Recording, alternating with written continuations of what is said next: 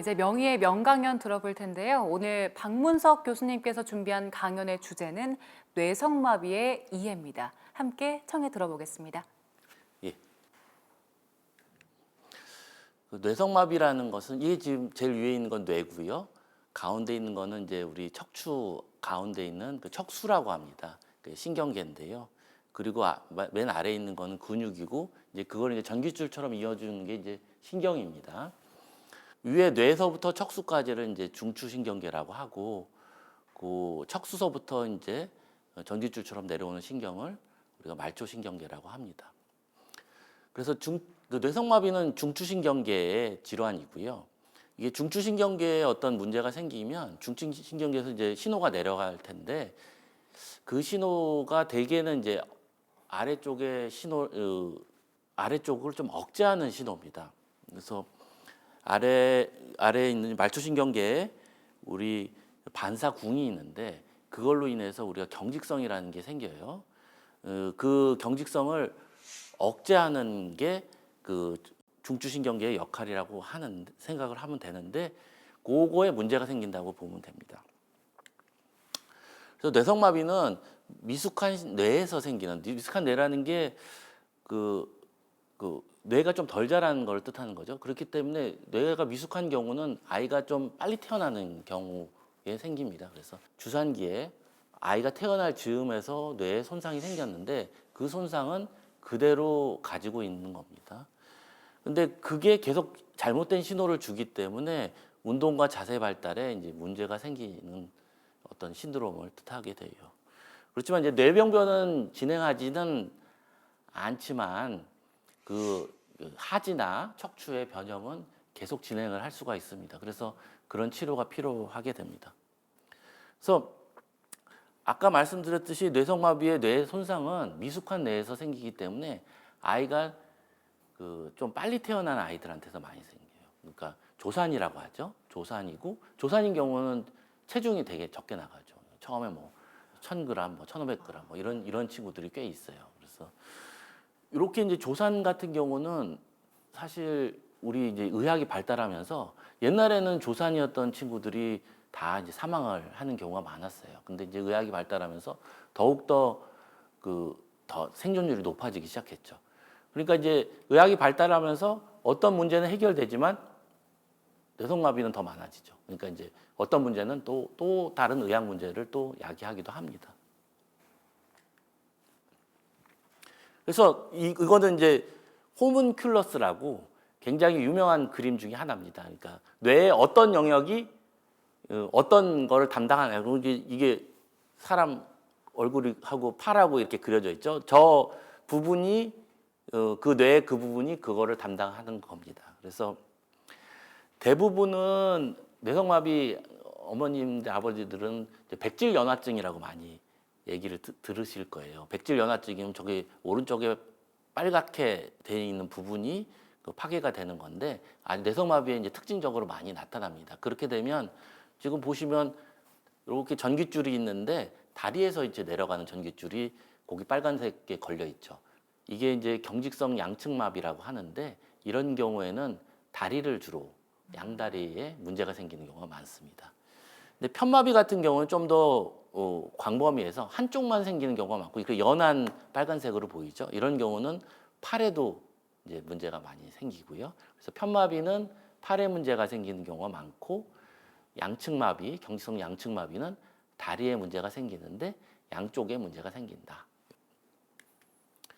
그래서 아까도 말했듯이 뇌에 어떤 손상이 생겨서 하지나 척추에 문제가 생기는데 그 경중도가 다 다릅니다. 그래서 막 뛰어다녀서 그냥 모양만 좀 이상한 친구서부터 시작해가지고 전혀 거동이 안 되고 목을 못 가누어서 완전히 100% 다른 사람한테 의지해서 살 수 있는 사람까지 아이들까지 다양하게 있습니다. 이런 경우가 다 수술이나 어떤 치료를 할 때 그런 목표가 다 다를 수가 있겠죠.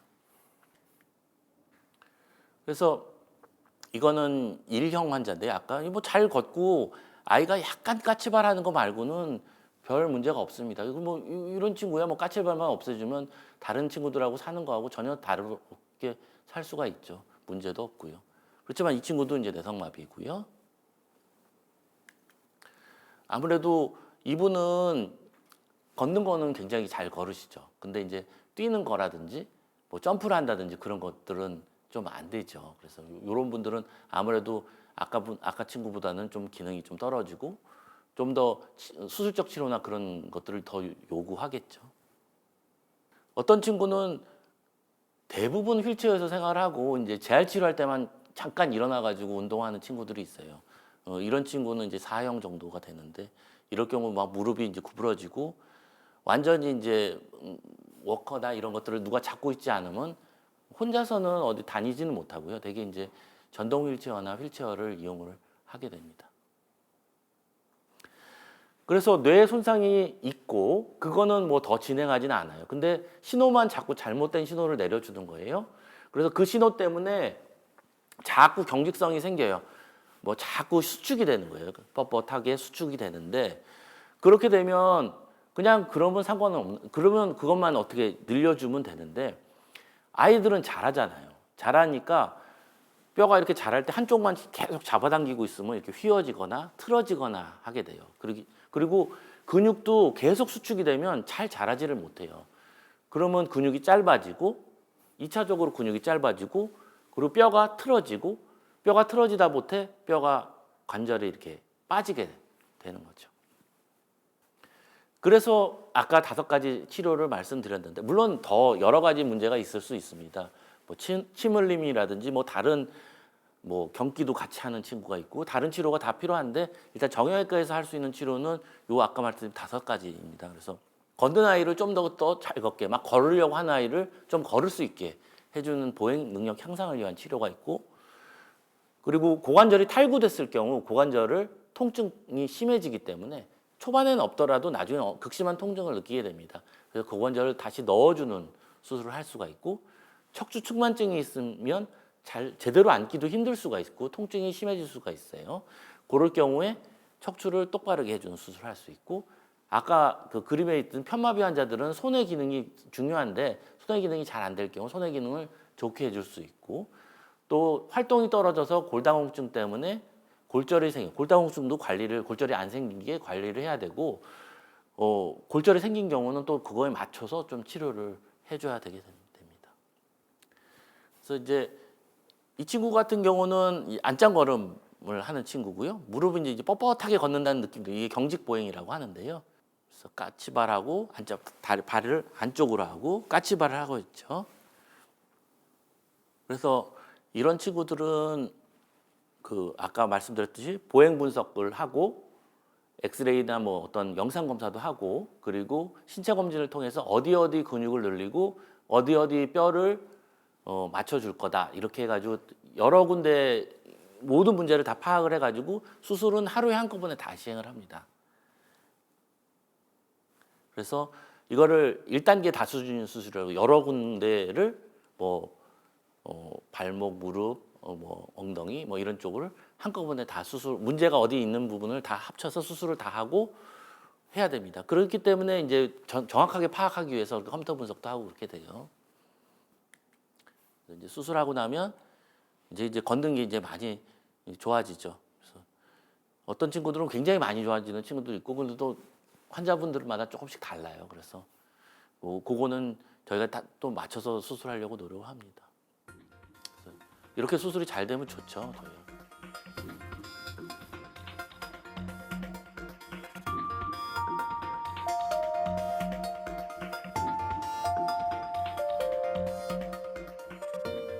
아주 놀랍습니다.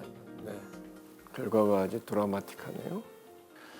그리고 아이들이 이제 보행을 이제 못하는 아이들, 특히 보행하는 아이들도 있을 수 있지만 보행을 못하는 아이들한테 또 많이 생기는 게 고관절 탈구입니다. 이게 그냥 태어나자마자 생기는 건 아니고요. 나이가 들면서 아까도 말씀드렸듯이 경직성에 의해서 나이가 들면서 자꾸 잡아당기니까 뼈가 틀어지고 그게 뼈가 빠지고 이렇게 생깁니다. 근데 요게 처음에는 괜찮다가 나중에는 그 빠진 뼈가 파괴가 되면서 심한 통증을 느끼게 돼요. 그래서 이럴 경우 이 친구 같은 경우 오른쪽 다리를 이제 벌리지를 못해요. 그래서 아파가지고 저렇게 한쪽으로 그 발을 세워놓고 있는 상태인데요. 그래서 이렇게 되면 통증이 발생하고 이게 벌리저지가 아니라 청결 유지도 안 되고 쓰지를 못하게 돼요. 그러니까 운동도 재활도 못하게 되죠. 그래서 요게 이제 뼈가 요 부분이 워낙 뼈가 고관 관절이 들어가 있어야 되는데 요게 바깥으로 지금 다 나와 있는 상태입니다. 이런 경우는 이제 저희가 수술적 치료가 필요해요.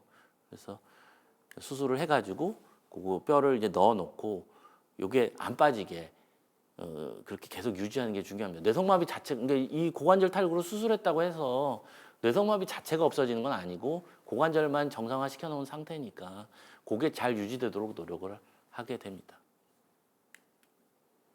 예, 감사합니다. 저희가 이야기만 들었을 때랑 달리 저희가 영상, 사진을 다 봤잖아요. 아이들이 치료받고 또 편안하게 잘 걷는 걸 보니까 저희 마음도 기쁜데요. 이 뇌성마비란 질병을 어떻게 치료해 나가고 있는지 잘 이해할 수 있었습니다. 교수님 강의 감사합니다. 감사합니다.